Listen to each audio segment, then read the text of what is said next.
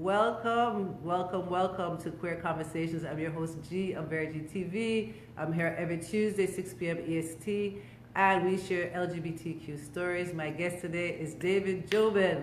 Welcome, David. Hi, thanks. I'm glad to be here. Oh, great to have you.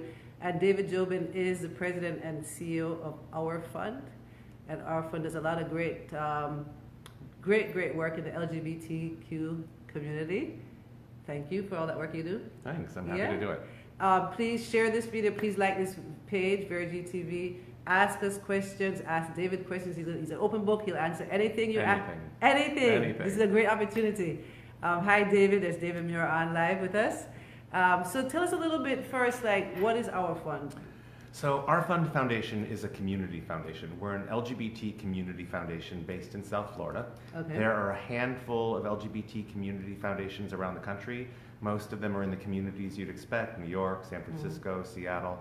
Our fund was started in 2011 because it was determined that there was a lot of LGBT wealth here. Yes. And we wanted to make sure it got passed on to future generations here in South Florida. Wonderful. So community foundations are all about passing generational wealth on. And when you have a population like the older LGBT population who are more likely not to have children to pass on their wealth to, we are stepping in to make sure that it's here to benefit LGBT people for generations. Right, that's great. Yeah, that's great. It's a great organization. We'll answer this question. What inspires you to work for the community, to do this work in the community?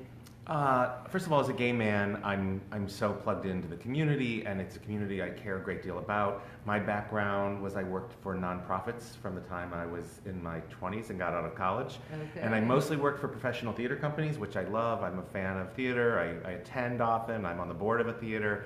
But every time a theater that I worked for did anything that was related to LGBT, I suddenly realized that I was much more involved and much more engaged with my job. Right. So I made a career change in the middle of the 2000s and became the executive director of the Gay Men's Chorus of Washington, D.C. Okay, nice. So it kind of started me on a trajectory of working for gay causes and advancing the plight of gay people. Right. And I'm actually one of those rare people who I love to fundraise. I love to ask people for money. It's funny, most people don't like to. I know. I don't know how I got it. You're special. Very special. Well, I'm only asking people who have it. Right, right. That's the key is you're never asking anybody who doesn't have it. You're asking people who are already predisposed to do that. I mean, you've done your homework. Wealthy. They're wealthy, and we know that they're generous, and we know that they care about the cause that you're trying to get them to support. So the marriage of that and doing it for a gay cause, it just feels, and for my love of South Florida. I mean, I've lived here 7 years. I've never embraced a community as quickly as my husband and I have here in South Florida, and I anything I can do to help LGBT folks here in South Florida, I love doing. And you were at Stonewall before. Stonewall National Museum and Archives before this, also in South Florida, also a national treasure. Yes. And an organization I care a great deal about. It was the job, we moved here for my husband's work, and that was the job that I was so lucky and so fortunate to find. And Our Fund was Stonewall's largest supporter. Oh, okay. So I had a real respect for Our Fund from the beginning of my being here. So to be able to step into this role was great. Yeah, let's give Angel, your husband, a shout out. Yeah, hi Angel. Yeah, we actually were all in Israel together. It was a great experience. It was. Yeah, we'll give a wider bridge. We have some people watching us from a wider bridge. A big shout out for bringing us there and giving us a great experience. It was life changing. Yeah, that whole experience was life changing. It really was. Yeah. So incredible journey. And Our Fund actually led me to there because I was at your event when Jordan came and invited me. So I love how things just come together. That's what Our Fund is there to do, is to make all those connections and to help. We say people who care, causes that matter, and that's all we do is try to connect people who care and have the resources to support these causes and make sure they know about it and make sure they know how they can help. Right. So for people who don't know, Our Fund gave Thou Art Woman a grant, so helped with the event in March and helping us grow. And what kind of funding do you do other than for people to be aware of what kind of, I know it's a lot. But our granting it all has to be for organizations or projects that support LGBT people. Right. So it doesn't have to be an LGBT organization. People think of Pride Center and SunServe, and certainly we're here to support those organizations. But there are also organizations like Gilda's Club, which helps they're really there for cancer survivors and the families of cancer. People who are affected by cancer, but they also have programs that support lesbians because lesbians have a higher incidence of not having their breast cancer diagnosed in an early stage. Okay. So wherever we can step in and help the plight of LGBT people, we do it. So it doesn't have to be an LGBTQ organization, but it has to be an organization, a nonprofit that's supporting LGBT. It has to be a nonprofit. Right. Okay. Let's see. Okay, thank you so much. We have the link here for the Facebook Our Fund. Please like the Facebook page. And I wanted to explore a little bit for people who are not wealthy. Okay, and the concept of being a philanthropist. How does that work? Because it's great that you're going to be people who are very wealthy, you're going to help them. We're very grateful to them. What about people who are not wealthy but want to be able to leave a legacy? Right. How does that work? Well, I mean, what you have to remember is most of the wealth that will be passed on to future generations is by people who might not have the resources during their lifetime to make that kind of impact. But upon people's death, if they don't have family members, they more than likely have a car, a condo, a life insurance policy, something that they can pass along. So a lot of people who we talk to about their estate plans, they don't have the resources now to make a significant gift to an agency, but they can pass along the gift. When I was at Stonewall, someone in their will, I think all of their possessions equal $27,000. And the gift of $27,000 was made to Stonewall, a huge gift for an organization like Stonewall, and a gift that came along at a really pivotal moment in that organization where Stonewall might not have made it through that passage without that $27,000. So, you think of this individual who had the foresight to kind of make sure the documents were in place to support a cause and an agency that he cared about. But almost everyone can take that step. And there's also volunteerism. Most agencies depend on a really active core of volunteers to support their work. So if you're not able during your lifetime to make gifts and there's a cause or an agency you care about, pick up the phone and ask them what you can do to help. Okay, so that's good. So you can volunteer with your time. You can, if you're wealthy now, you can give money now, but you can also leave money when you go. Yeah. And you can do this even online. And I shouldn't say this because I'm putting lawyers out of work, but you can fill out all of the documents online. You can download a will and take care of all of this. So they're making it pretty painless. That's great. And you can also do a variation because, like for me, for example, I do have children. And I want to make sure that I would provide for them and if I have grandkids, but I still would like to also leave a great legacy. So you can kind of do both, We had a legacy gift that came to our fund through a gentleman, Walter Gogler, and he gave most of his estate to our fund, but he left his brother, who was in his 70s at the time, $50,000, which I thought, was really generous. He thought of his brother. His brother probably felt great about getting $50,000. Brother probably would have liked to have received the gift that we got, but he cared about his community. He was a member of the Pride Wind Ensemble. He was an active community member, and I think he wanted to give back. So he did both. It's exactly what you said. He took care of his family member and supported his community. I like that concept. So people watching, keep in mind that you can do both. You can give if you're wealthy, give now, and I'm very grateful to people who are giving now. Because for us, for the Art Woman, we were able to really take the event to another level with the funding. And there's very few events for LGBTQ women, as you might. It was an amazing event. Thank you. I just want to say, how positively I responded, and I can't wait to go this year, and anything we can do to support it. Thank you. Well, we're going to make an announcement here. We just finalized the venue and the date for the next Art Woman. So March 15th and 16th and 17th, it's going to be Friday night's an art show. Saturday is a big open mic show, and Sunday a brunch. So make sure you tell your friends, save the date, and we're going to be definitely blitzing out a lot about this, so you'll hear a lot more.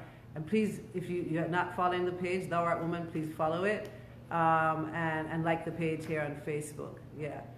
Thank you. Let me shout out Nikki Lopez's here. Behind the scenes, she's putting in Nikki works hard. She's putting in all the links for everybody. So something I ask pretty much everybody who comes on my show here, Queer Conversations, is how they identify. and if you have any kind of like coming out story. And I like to share coming out stories because, you know, there's somebody watching or people watching sometime who want to come out, or just to hear like, you know, different, it helps people in different ways. Sure. Yeah, so. I identify as a gay man. I grew up in a pretty Christian household in Ohio. Wow. Went to a very Christian college in Pennsylvania. Probably just to kind of tamp this down, I thought, if I go to a really Christian college, I'll be less likely to act on kind of what I had known my whole life, was coming. But I never, so all through high school, you know, kind of lived this closeted life, tried to have a girlfriend, which is so impossible to believe now that I can even try to pull that off. That poor woman, who I'm now friends with on Facebook, which is just, you know, great, good for her. Yeah. She was a lovely woman. So I went to this Christian college and then just struggled with it the whole time I was there, and came out on the campus of this Christian college. Good for you, love it. And I was lucky enough, I had a car in college, and I would drive like a whole carload into my Datsun 310 GX, and drive to Youngstown, Ohio, which was 35 minutes away, to go to this gay bar called Troubadour, and we would go every Wednesday, Friday, and Saturday. Nice. So, you know, by the time I graduated from this tiny Christian college, which I'm not even going to name because I don't want to give them any kind of acknowledgement. They were such a hellhole. Oh, no. But no, it was somewhat an easy coming out process, but my life, it was so much. I mean, I remember the first time I walked into the Troubadour Lounge. You know, you might think your first time in a gay bar, you'd be nervous, you'd have all of this kind of anxiety, and all I felt was relief. Oh, wow. You know, it was just this incredible sense of relief, and thought, this is home. This is where you should be. And also a bar. You're like, hey, give me a drink. Yeah, I guess there's that, which we have to address on its own. But no, but it was really life-changing, and a somewhat easy process, and my family adapted and responded well. Yeah. Well, that's great. That's beautiful. Yeah, I'm glad you had that good experience. It was really easy. Yeah. We have a question here. Does Thou Woman also have a place to subscribe for emails about upcoming events? Not at this point. The best thing, we're working on that. We're working on our website, and we will have a place, but just tell them to send the email to your DM. Okay. There's Nikki again. There you go. Nikki in the background. Please send your day. email address to Thou Woman's, inbox, and we will put you on a list. And we're working really hard on creating the website, and so we'll have a place for people to sign up. But please, the best thing at this point is following us, because we're going to be updating everybody about. And I'm like a walking advertisement for Thou Art Woman. Well, there's not a person, because when people say what does our fund do, I always bring up Thou Art Woman as a perfect example of an organization that really needed support, and we were really happy to step in and fill that place. It's a intersection of underrepresented communities in South Florida, and kind of lift up those voices was really gratifying. Yeah, the women are also talented, and just to have that space where we can be ourselves and share who we are in this space is wonderful. And I'll also add something else that David is helping to bring to life is. And you're going to hear more about this as well. We'll be also be doing acting workshop and working towards a play with Nicole Stoddard of Thinking Cap Theater and the Vanguard. So we're going to hear a lot more about that. So a lot going on. When I went to Thou Art Woman, I just thought, this is so theatrical. You need to be partnered with a theater professional and to make this a play, because I want so many people to hear those voices. So I'm thank you for that. Out. Yeah, I got back. We were in Israel when David mentioned it, and I got back and I emailed you like crack of dawn one morning, like, please give me your information. I feel like this is going to happen. You know, you feel I did that? too. I so then we met, and then me and Nicole hit it off. And Nicole Stoddard at Thinking Cap is so smart, and I knew the two of you would connect, and I knew that she would really value these voices that we don't hear enough from. Right, yeah. So it's going to be really exciting. We'll start sending out information about that. It's going to be acting, directing, writing workshops. We're going to have the women share their own coming out stories of people that they're connected to, and we're going to have the play in June at the Vanguard. So yes, a whole lot going on. And it's funny, when I read your bio, I didn't know before that you had 20 years in theater. So I'm like, ding, ding, ding. That was why I made that connection, because I still think in terms of being a theater producer. And I said I was on the board of the theater. I need to mention it's Slowburn Theater. We perform at Broward Center. What is it? Slowburn Theater Okay, what's it about? Slowburn Theater Company produces musicals, professional musicals. We do most of our work at the Amaturo Theater, which is the 600-seat theater at Broward Center. Mm-hmm. We got our start at Boca High School. Okay. Two theatrical geniuses really started this company. Okay. Patrick Fitzwater and Matthew Karinko, and the community really responded. I remember the first time I drove to West Boca High School, and I thought, I can't believe I'm going to high school to see a play this far away. Yeah. And it was like they're amazing. Their level of artistry is unmatched in this region, and they were really quickly discovered by Broward Center, and that's where we produce our shows now. Wonderful. So let us know when there's performances. We'd love to come. Yeah, that would be great. Yeah. And it's funny because I grew up with my mom, especially, both my parents, but my mom especially, taking us to theater.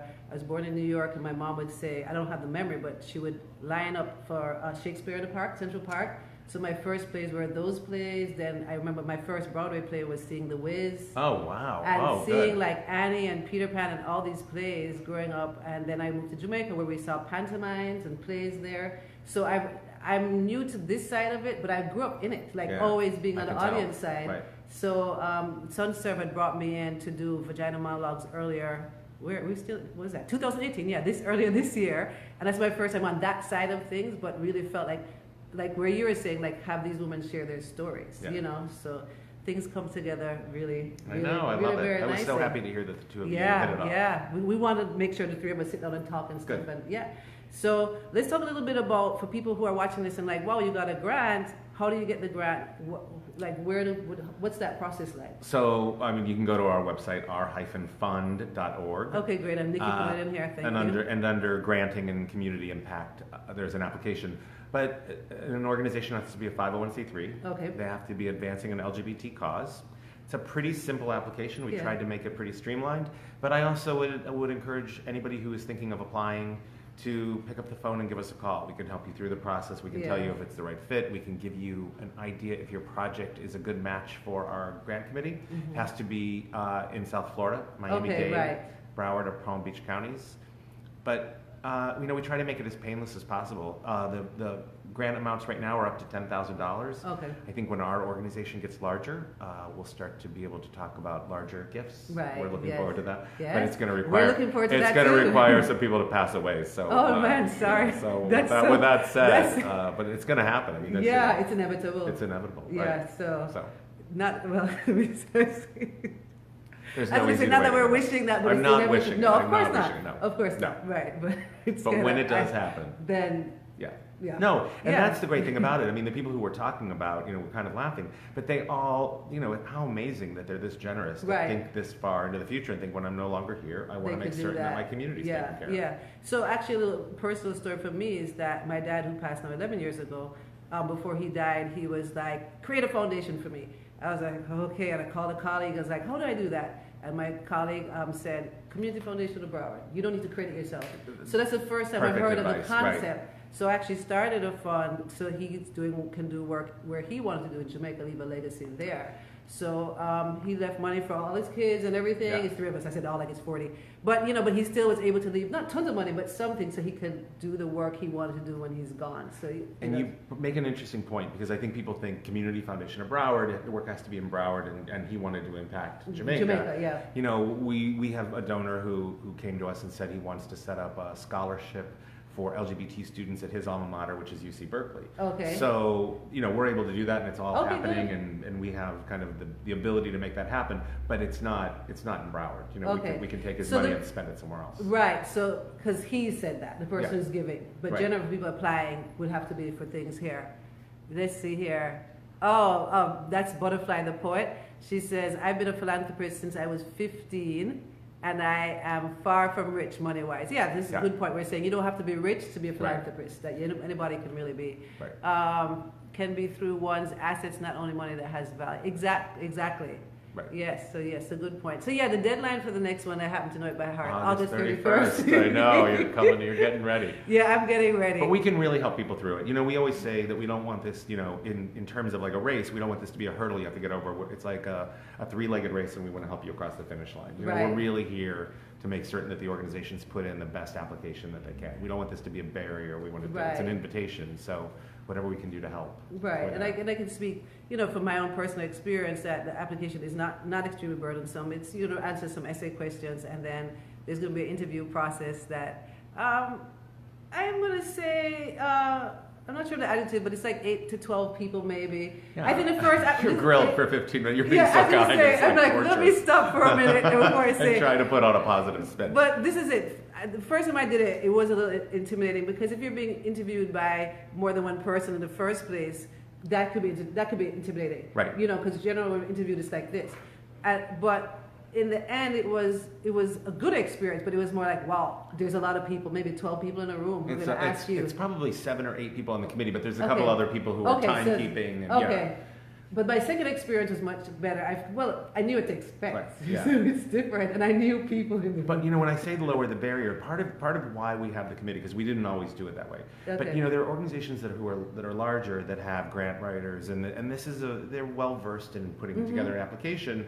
And we were finding that they came through the process in a little stronger fashion because on paper they knew how to present themselves, but there's a passion in an organization like yours that we can't tap into that might not come across in a written application. So it's great for that committee to be able to sit across from someone and see the passion that somebody brings, because the application might, and I'm not saying yours, but some applications are not. You know, they don't really meet the level of other applications, but when you meet the applicant, you're like, well, we have to support that. Exactly. You know, I mean, there's no way we can't get behind that. And the interview is also good for, like, sometimes people can't grasp what the concept is, because you know, some projects are easy to understand because you've seen it, but for some people are like, what's an open mic night? Like, what's open mic? Well, anybody can perform during the evening, and just to be able to give that. And we did a little video for our second interview. I was going to say, you brought the video. That was the video is good. It's like, here it is. And now I'm totally guessing that was Nikki. Yeah. Like the brains behind that. Big up Nikki, Tabitha, and Ari Safari came to the interview. It was great. Yeah, that was good. So looking forward to that. So a couple of comments. Angeline Jackson, she says, Patrice and I were just talking about philanthropy this morning, just catching the video, so I look forward to going back to hearing. So we're here with... Angeline Jackson. Is that Angeline Jackson from Jamaica? Yes, from Jamaica. You know her. Angeline, you were on our panel at our fall forum 2 years ago when we talked about the plight of LGBT people in places around the world other than the U.S. Yes. And she has an amazingly powerful story. She does. Yes, I forgot that connection, but of course, I saw her. We were so excited to have her on that panel. Yes, so big up Angeline Jackson and all the great work she does for the LGBT community, Jamaica and the world. And Nikki, you had a comment there that's gone. What was it? You were asking a question? Okay, so you mentioned volunteering. What are some other examples of philanthropy for people who don't have lots of money but want to make a difference? You know, I think you can also become an advocate for an organization, and I think of people who bring people through the doors. You know, when you do Thou Art Woman, anybody who by word of mouth helps get people through the door and introduces you to other potential donors, I think is also, I think you can be an advocate for the arts, which is also a tremendous way of supporting it. You know, because you know the struggle for a lot of small organizations, and you and I both have worked for them, is we can't get word out. So once we have a fan, we need that person to start telling their friends, and so they can tell their friends. So I think that's also a really valuable commodity that people can bring to the table. That's a great point. And with social media, everybody has their own channels and platforms and voices. So share. Share. That's a great one. Was there another question there, comment? I'm not sure. Comment from Angeline. Passion coming out in the interview that doesn't always show on paper. I like that because it's true. Right. Yeah. So that's why I did do the interviews, not because I just want to grill you. No, and they're trying to be really friendly. They are. I can't remember his name offhand, but like the main gentleman he's like, hi. And he kind of gives you all these Scott Bennett. Yeah, he's Scott. Big up Scott. He's really just very warm, and he gives you the eye contact like, you're going to be fine. So so we're trying to make it easy. So that deadline is coming August 31st. How's our time? 5 minutes. Okay, that's perfect that I asked that because I typically end with what's called queer conversation closing questions. Okay. So, and you just answer just really quickly what the first thing that comes to mind. I'm just trying to see if there's anything else that I need to add. Did I leave out anything? I got everything.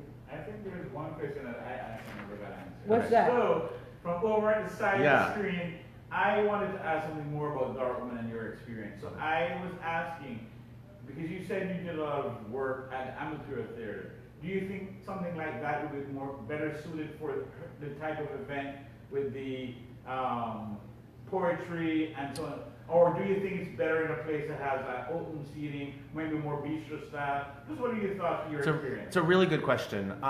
You know, I think it would work in any venue. I really do. It was and we're talking about, what kind of venue would Thou Art Woman work best in from my limited experience having watched it. And I thought that the way the stories unfolded was so big and dramatic that I think it could fill any stage. I think you can go into any space and fill it. I think the really important part is that you have a gathering space for people before and after, because there is a social aspect to it. Right. So I don't think you want to lose that piece of it. You don't want to have such a formal environment that people sit down and have to feel like there's nowhere to gather afterwards. I'd hate to lose that piece of it. Right. And part of why we're doing the Friday night, which is going to be in March, for people to tune in, March 2018. March, what is it, 15th and 16th and 17th? Friday night's going to be an art exhibit. And a lot of people have been saying they love the open mic, it's fabulous, but they don't have enough of that time. So Friday's at night where you can mix and mingle, enjoy the art and so on. And I think it's brilliant because the next night they'll be more familiar with each one another. Other. There'll like, be a more comfort level. And it's perfect. So it's going to be great. Yes. So thank you everybody who's tuned in. And please share this video, please like this page. And we ask you to follow the Art Woman. Our Fund, like the page as well, and if people want to apply to grants, he's open. I'm also open to talk to anybody. I've gone through the experience and I can share as well. And so, closing questions. What makes you laugh? Ellen DeGeneres, just off the top of my head. Yeah. Hold on. What inspires you? Philanthropy really inspires me, that people can give of themselves. I mean, I'm just saying that because it's my job. I just think it's like, I can't believe that people write checks and just give it out. It's just incredible. Beautiful. Yeah. And what's sexy? What's sexy? Well, of course, Angel is sexy. Let me think. Right now, I'm like, I can't stop watching Trevor Noah every night. I don't know if it's about the sex appeal or if it's just that I'm like, I can't get enough of like watching somebody bring this administration down. Oh, wonderful. So between Angel and Trevor Noah. I like that. And then final one is, what's so great about being gay? I just think there's an honesty to it that I mean, this is a difficult life that we live. I mean, we didn't choose it because it's fun. No. So we've overcome such a hurdle, and then we all share that kind of bond. So okay. That's it. Beautiful. Thank you so much for joining me. Thanks. I really love being here. Okay. My pleasure. Bye, everyone. Tune in next week.